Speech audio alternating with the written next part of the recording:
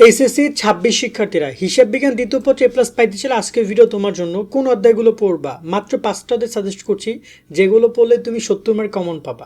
চলো আমরা ডিসকাশন শুরু করি। এই রকমের তোমাদের অধ্যায়গুলো থেকে কোশ্চেনগুলো আসবে ওভারঅল, সো তোমরা একটু পড়াশোনার ক্ষেত্রে একটু বুঝে শুনে পড়বা আশা করি। আর আমরা আজকে আলোচনা করব তোমাদের সৃজনশীল নৈবেদিক দুইটারই সাজেশন নিয়ে। মানবন্টন কিন্তু একটু অন্যরকমের, যেখানে আর্থিক অবস্থার বিবরণী থেকে তোমাদের দুইটা প্রশ্ন বাধ্যতামূলক এই একটা বিষয় রয়েছে, বাংলার মতো করে একটা কাহিনী আছে। তারপরে তোমরা মানবন্টন পাশ মার্ক একটু ক্লিয়ার করে দেই। তোমাদের এখানে 11টা প্রশ্ন আসবে, 7টা অ্যান্সার করবা, তবে এখানে দুইটা প্রশ্ন যেহেতু বাধ্যতামূলক তার মানে তোমার এখানে 9/5 হবে, মানে সরি 5/9 হবে। কারণ হচ্ছে তুমি 9টা প্রশ্ন পাবো যেখান থেকে মানে 5টা অ্যান্সার দিতে হবে, ওইটা তুমি তোমার চয়েস দিতে পারবা। আর এমসিকিউ তো 30টা থাকবে, পাস মার্ক হচ্ছে 23/10, অবশ্যই তোমাকে 23/10 পাইতে হবে তবে তুমি পাস করবা, ঠিক আছে? তার মানে তোমাকে মিনিমাম 3টা সিকিউ খুব পারফেক্ট ওয়েতে তোমাকে কমপ্লিট করতে হবে। তো চলো আমরা শুরু করি আমাদের সাজেশন পর্বটা এবং আলোচনা করব কোন অধ্যায় থেকে কয়টা সৃজনশীল আসবে এবং কোন অধ্যায়গুলো তোমরা পড়বা। মানে আমি সহজ অধ্যায়গুলো তোমাদেরকে জানিয়ে দিচ্ছি। এইচএসসি 26 শিক্ষার্থী নাইট 24 পাবলিকেশনের বাংলা এ প্লাস, ইংরেজি এ প্লাস এবং আইসিটি ম্যাজিক এই 3টে বই তোমাকে পরীক্ষায় ভালো রেজাল্ট এনে দিবে। প্রত্যেকটা বই রকমারির বেস্ট সেলার। বোর্ড পরীক্ষা এখান থেকে হুবহু প্রশ্ন কমন আসে। এছাড়া প্রতিটি বইয়ে কিউআর কোড পাচ্ছ, যা স্ক্যান করলে এই বইয়ের ভিডিও ক্লাসগুলো তোমরা পেয়ে যাবে। বাংলা বইয়ে বাংলা প্রথম পত্র, দ্বিতীয় পত্র, ব্যাকরণ সহ সবকিছু সুন্দরভাবে ব্যাখ্যা এবং পর্যাপ্ত সৃজনশীল এমসিকিউ প্রশ্ন রয়েছে। তো সিন, রাইটিং, গ্রামার সবকিছুর অনুবাদ এবং সুন্দরভাবে লেখার নিয়ম কৌশল সবকিছু রয়েছে। আইসিটি ম্যাজিকে টপিক ভিত্তিক প্রশ্ন, পর্যাপ্ত সৃজনশীল এমসিকিউ রয়েছে। আজকেই তোমরা বইগুলো অর্ডার করতে নাইট 24 পাবলিকেশন অথবা স্ক্রিনে দেওয়া নাম্বার অথবা রকমারির ওয়েবসাইটে যোগাযোগ করো। তো প্রথম যদি আমরা খেয়াল করি, এখানে রয়েছে তোমাদের অব্যবসায়ী প্রতিষ্ঠান হিসাব। এখান থেকে তুমি একটা সিকিউ কনফার্ম কোনো বোর্ড দিতে পারে আবার নাও দিতে পারে, মূলত একটা কনফিউজিং অধ্যায়, কিন্তু এছাড়া অনেক গুরুত্বপূর্ণ অধ্যায় আছে। আমি জাস্ট 5টা অধ্যায় সাজেস্ট করছি তোমাকে। দেন 2 নম্বরে রয়েছে তোমাদের অব্যবসায়ী অংশীদারি ব্যবসায়ী হিসাব রয়েছে। দেন রয়েছে তোমাদের নগদ প্রবাহ বিবরণী থেকে একটা পাবা, যৌথ মূলধনীয় কোম্পানির মূলধন 1 থেকে 2টা আসবে এবং এখান থেকে মিক্সড কোশ্চেন হয়, মানে একটা স্পেসিফিক তুমি অধ্যায় থেকে পাবা আর একটা অধ্যায়ের সাথে কম্বিনেশন করে একটা এই প্রশ্নটা তারা করবে। যার মধ্যে আবার রয়েছে যৌথ মূলধনী কোম্পানির আর্থিক বিবরণ। এখান থেকে তোমাকে 2টা প্রশ্ন দিতে হবে মানে বাধ্যতামূলক। এটা একটা স্পেসিফিক হতো, এটাকে আমরা সাইডে নিয়ে কথা বলবো। এরপর হচ্ছে আর্থিক বিবরণী বিশ্লেষণ। এখান থেকেও 1 থেকে 2টা কোশ্চেন পাবা। মূলত এই যে 3টা অধ্যায় 4, 5, 6 পুরো খেলা ঘুরে দিতে পারে তোমার পুরো হচ্ছে অ্যাকাউন্টিং সেকেন্ড পেপারটার। উৎপাদন ব্যয় হিসাব খুবই ইজি একটা অধ্যায়, খুবই ইজি। অন্তপক্ষে এই যৌথ মূলধনীয় কোম্পানি বা আর্থিক বিশ্লেষণের থেকে একটু তুলনামূলক বলা যায়, সময় খুবই কম লাগে। মজুদ পণ্যের হিসাব রক্ষণ পদ্ধতি, এটা থেকে কোনো বোর্ড কোশ্চেন করবে, কোনো বোর্ড করবে না, বাট যারা করবে তারা খুবই ইজি কোশ্চেন করবে, কারণ খুব টাফ কোশ্চেন না, জাস্ট 4-5টা ফর্মুলা আছে। ব্যয় ও ব্যয়ের শ্রেণীবিভাগ, এখান থেকে কোনো বোর্ড কোশ্চেন করবে না। হিসাব বিজ্ঞান পদ্ধতি কোনো বোর্ড কোশ্চেন করবে, কোনো বোর্ড কোশ্চেন করবে না। সো ওভারঅল এই হচ্ছে তোমাদের কোশ্চেনের পুরো ফর্মেট। এখানে তো আমি একটা জিনিস ক্লিয়ার করে দিতে চাই তোমাদেরকে, আমি একটু বলতে চাই, এই যে 2টা অধ্যায় রয়েছে, একটা অধ্যায় এই 2টা অধ্যায় কিন্তু অনেকটা গুরুত্বপূর্ণ। ম্যাক্সিমাম বোর্ড এখান থেকে কোশ্চেন করবে, আবার অনেকগুলো বোর্ডই আবার দেখা যায় যে কিছু 2টা বোর্ড নাও করতে পারে। তো আমি এখানে 50-50 রেখেছি। তবে আর যদি আমরা কথা বলি কীভাবে তোমরা পড়বা, নর্মালি তোমাদেরকে এই অধ্যায়টা পিক করতে হবে যেখান থেকে তুমি 2টা কোশ্চেন অ্যান্সার করছো। তার মানে তোমার অপশনে থাকবে মাত্র 5টা কোশ্চেন আছে, তুমি চয়েস করবা কী। দেখো, প্রথমত তোমাকে অবশ্যই যৌথ মূলধনীয় কোম্পানির মূলধন। দেখো, তুমি যদি অনেকে বলতে পারবে এটা আমি কেন পড়বো, এটা কঠিন। এখন থেকে তুমি যদি এইটা পড়ো তাহলে এইটা তোমার জন্য 4 নম্বর অধ্যায় তোমার জন্য খুব বেশি কঠিন হবে না।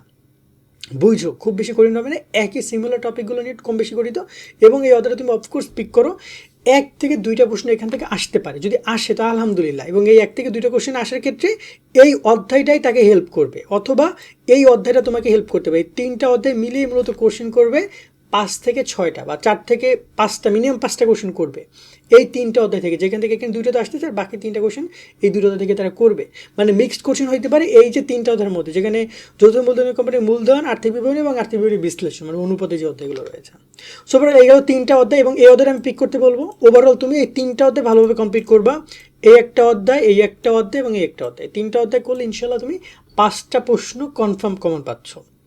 মানে 4টা তো কনফার্ম পাচ্ছই, তার সাথে এক্সট্রা একটা আসতে পারে এবং ইনশাল্লাহ আসবেও। উৎপাদন ব্যয় হিসাব খুবই সুন্দর একটা অধ্যায়, এই অধ্যায়টা পড়ে যাও, তোমার টোটাল এখানে 6টা প্রশ্ন হয়ে যাবে, 6টা প্রশ্ন। এবং মজুদ পণ্য হিসাব রক্ষণ পদ্ধতি, এই অধ্যায়টা পড়ো, খুব বেশি কঠিন অধ্যায় না, এটা পড়া ট্রাই করো এবং তার সাথে নগদ প্রবাহ বিবরণী। ওভারঅল এই 6টা অধ্যায় পড়ো। এখন এখানে একটা কথা বলতে চাই, 6টা অধ্যায় বলে 7টা প্রশ্ন কমন পাবা। এখন এটা খেয়াল করো, তোমার কিন্তু এই অধ্যায়টা কিন্তু তোমার 2টা প্রশ্ন কনফার্ম করে দিচ্ছে, তাহলে আর বাকি 5টা প্রশ্নের জন্য তুমি 5টা অধ্যায় পড়ছো। কিন্তু তুমি বিশ্বাস করো কিনা জানি না, তোমার পরীক্ষায় এই 5টা অধ্যায় যে বা আমি 5টা অধ্যায় টিক দিলাম, এই 5টা অধ্যায় থেকে 6টা তো ইনশাল্লাহ আসবে, 7টাও আসতে পারে। যদি তোমার 7টা হয় তাহলে কিন্তু তুমি 5টা যেহেতু অ্যান্সার করতে হবে, তুমি কিন্তু হিউজ অপশন পাচ্ছ যে আমি পিক করতে পারবো। আমার টাইমের একটা বিষয় আছে, কারণ দেখা গেল যে হঠাৎ করে যৌথ মূলধনী কোম্পানির অঙ্কগুলো একটু বড় হয়, তো এখন এমন একটা অঙ্ক চলে আসছে, এটা খুবই টাফ বা একটু সময় সাপেক্ষ, ক্যালকুলেটিভ, অনেক প্রকার এন্ট্রি আছে, অনেক প্রকার তোমার হচ্ছে যে এখানে কোরেশন দিয়েছে, আমি এগুলো তুলতে সময় লাগবে, সেক্ষেত্রে তুমি চাইলে সেটা স্কিপ করে কিন্তু যদি তোমার এখান থেকে আসে তুমি এখান থেকে অ্যান্সার করতে পারবে, খুব ইজি অঙ্ক। তো এই 6টা অধ্যায় যে কোনো মূল্যে কমপ্লিট করে নিও পরীক্ষার সময়, ওকে। আর এবার যদি আমরা একটা কথা বলি সৃজনশীল কীভাবে কী পড়বা, রিডিং পড়ার ট্রাই করবা, প্রত্যেকটা অধ্যায় শুরুতে যে বেসিকগুলো আছে সেগুলো বোঝার ট্রাই করবা, ঠিক আছে, কারণ তুমি ডিরেক্টলি শুধু সিকিউ সলভ করে গেলে পরীক্ষায় কোনো কিছু করতে পারবে না, কারণ হুবহু সিকিউ আসবে না, ঘুরায় পেঁচাইয়া দুই একটা এন্ট্রি বাড়াইয়া দুই একটা পয়েন্ট বাড়াইয়া বা কমাইয়া তারা কোশ্চেন করবে। অধ্যায়ভিত্তিক শিট তৈরি করার চেষ্টা করবা, একটা অধ্যায় কয়টা অঙ্ক করছো, কোন কোন অঙ্কগুলো কীভাবে সলভ করেছো, কোন কোন টপিক, প্রত্যেকটা অধ্যায়ের যে গুরুত্বপূর্ণ বিষয়গুলো নিয়ে যে শিটগুলো আছে বইতে না, সেগুলোর আলাদা যে শিট দরকার, অন্তপক্ষে 20 থেকে 30টা সিকিউ সলভ করার ট্রাই করবা। আর প্রতিটি টপিকে 2 থেকে 3টা অঙ্ক করবা, বেশি অঙ্ক করার দরকার নেই, কারণ দেখো এখন তোমাকে যদি মজুদ পণ্যের মূল্য নির্ধারণ বলে সবগুলোতে তো সেম টাইপেরই হয়, হয়তো কোনটা এন্ট্রি কম কোনটা বেশি, সো একটা অঙ্ক করো বড় দেখা, বাকিগুলো সব বুঝে নাও, বাকিগুলো কী সব বুঝে নাও, যে কলমের দাগায় বা রুল দিয়ে দাগায় দাগায় বুঝে নাও, কারণ অঙ্ক করতে গেলে তো হিউজ লাগে, টাইম লাগে, সেখানে তোমার লেখার সময় লাগে, ঘর করার সময় লাগে, কত ঝামেলা, ক্যালকুলেট করার সময় লাগে। সো এই বিষয়ের প্রতি খেয়াল রাখতে পারো। আর বিগত সালের প্রশ্নগুলো দেখে যাবা, বিশেষ করে 24-25-এর কোশ্চেনগুলো। আর তোমাদের যদি এখানে আমরা এমসিকিউ নিয়ে কথা বলি, ওভারঅল এইভাবে তোমাদের এমসিকিউ ফর্মেটে আসবে, মানে প্রতিটা অধ্যায় থেকে 3টা করে 2টা করে 4টা করে এমসিকিউ দিবে, যে অধ্যায়গুলো গুরুত্বপূর্ণ সেখান থেকে 3 থেকে 4টা আসবে, যে অধ্যায়গুলো কম গুরুত্বপূর্ণ সেখান থেকে 2 থেকে 3টা আসবে, আমরা বলে দিয়েছি। সো তোমরা তোমাদের জায়গা থেকে প্রিপারেশনটা এইভাবে নিবা, মানে সবগুলো অধ্যায় তোমাকে এমসিকিউ পড়তে হবে, এমসিকিউ শ্রেণী বিভাগ, চক্র, বৈশিষ্ট্য, প্রত্যেকটা যে কারো মানে আলাদা আলাদা প্রকারভেদ বা এই বিষয়গুলো বেশি বেশি আসে এবং অঙ্কগুলো আসে। বিগত সাল বিশেষ করে 24-25 কোশ্চেনগুলো তুমি দেখে যাও, তাহলে তোমার এমসিকিউর আরও ভালোটা মানে বুঝতে পারবা। এবং এখানে বিগত সাল 19-18 এগুলো দেখে যাবা, এমসিকিউ নিয়ে যখন বসবা তখন ক্যালকুলেটর নিয়ে বসবা, অধ্যায়ভিত্তিক 200 এমসিকিউ পড়বা, আগে সৃজনশীল পড়বা তারপর এমসিকিউ পড়বা, কারণ সৃজনশীল অঙ্কগুলো তুমি আগে করো, অধ্যায় বেসিকটা তোমার ক্লিয়ার হয়ে যাচ্ছে, দেন এমসিকিউ সলভ দেখবা যে পানির মতো হয়ে যাচ্ছে, অনেক এমসিকিউ তুমি সিকিউতে সলভ করে চলে এসেছো। তো এই বিষয়গুলো খেয়াল রেখে তোমার প্রিপারেশন ইনশাল্লাহ ভালো কিছু হবে। আজকের মতো তো এই ভিডিওটা আমরা এখানে শেষ করছি, সকলে অনেক অনেক ভালো থাকবা, আল্লাহ হাফেজ।